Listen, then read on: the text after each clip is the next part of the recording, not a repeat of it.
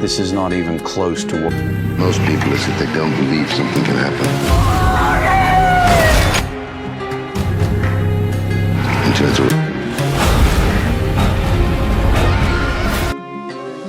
The war isn't over.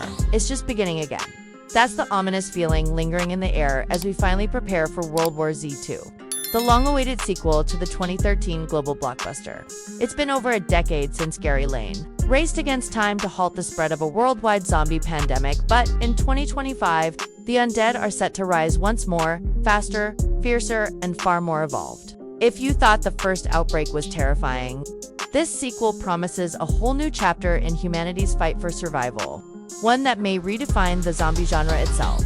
Directed by David Fincher, yes, that David Fincher, the behind Seven, Fight Club, and Gone Girl, World War Z 2 is shaping up to be a cerebral, suspense-driven take on the chaos. Produced by Paramount Pictures and Plan B Entertainment, with a rumored runtime of just over 2 hours, the film blends horror, action, and political thriller elements on a global scale.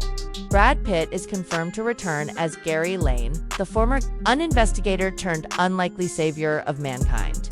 He's joined by a new cast of international talent, including Jodie Comer, Killing Eve, Lee Jung-jae, Squid Game, and Riz Ahmed, Sound of Metal. Genre-wise, it's still apocalyptic action horror, but the tone is darker, more grounded, and unnervingly realistic. So what's the story this time?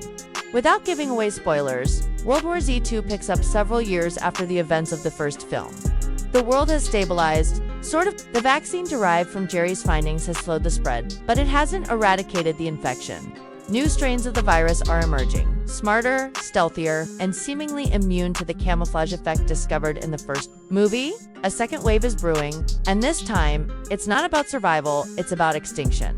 Gerry is pulled back into the conflict when a distress signal from Eastern Europe hints at a horrifying evolution of the undead. From biowarfare labs gone rogue to entire cities turned into quarantine fortresses. The stakes are global and time is once again running out.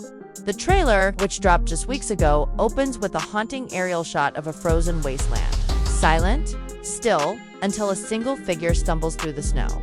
Then, we hear Gerry's voice. "We thought we had time. We were wrong." The pace ramps up with flashes of chaos, a train station erupting into violence, cities blacking out, and people turning in seconds. But what truly stands out is the change in the zombies. No longer mindless, they're moving in patterns, communicating, hunting in silence before striking in packs. One chilling shot shows a zombie pausing at a mirror, mimicking human behavior, before leaping through the glass. It's not just jump scares, it's psychological warfare. Fincher's style is written all over it. Tight, moody cinematography, grim lighting, and tension that builds slowly until it explodes. Brad Pitt's return is more than fan service.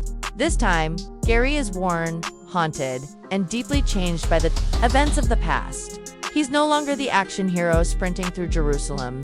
He's a strategist, a thinker, and perhaps someone with a few secrets of his own. Jodie Comer plays a scientist working in the last operational WHO facility, and early buzz says her performance is both fierce and heartbreaking. Lee Jung-jae's role as a soldier-turned-smuggler navigating the Russian quarantine zone adds international depth, while Riz Ahmed's morally ambiguous intelligence officer keeps you guessing. This isn't just a war against the undead, it's a war of ideologies, power, and desperation. Fan reactions have been a mix of relief and pure hype. After years of development hell, false starts, and script rewrites, many believed World War Z 2 would never happen. But now that it's real and with Fincher at the helm, expectations are sky high. The original film may have deviated heavily from Max Brooks' novel, but this sequel reportedly draws more inspiration from its source materials, global, geopolitical scope. Expect sequences set in isolated islands, subterranean bunkers, and Arctic outposts. And yes, rumors suggest that we might finally get a glimpse into the original outbreak's origins. Speculation is already swirling. Is the virus evolving through human hosts? Are the zombies truly developing intelligence? Or is this a case of mass hysteria? Could Gerry himself be carrying the key to ending it all or making it worse? Theories abound, especially after the trailer's final, ambiguous line. They're not hiding, they're waiting. As for the budget and visual scale, World War Z 2 is reportedly one of Paramount's biggest bets of the decade. Expect seamless digital effects, practical stunts, and large-scale destruction sequences filmed across multiple continents. But don't expect superhero-style spectacle. This is grounded horror. And Fincher's meticulous approach means atmosphere, dread, and pacing will drive the fear home more than flashy explosions. So, does it look like it's worth the wait? Absolutely. This isn't just another zombie movie, it's a world-spanning, politically charged, emotionally driven continuation of a story that still has so much to say. And if it lands the way we hope it does, World War Z 2 might not just revive the franchise. It could redefine what zombie cinema can be in the modern age. But I want to know what you think. Are you excited to see Brad Pitt face off against the Undead once again? Do you think Fincher is the right director to bring this story to its peak potential? What do you hope to see, and what scares you most about this sequel? Drop your thoughts and theories in the comments below.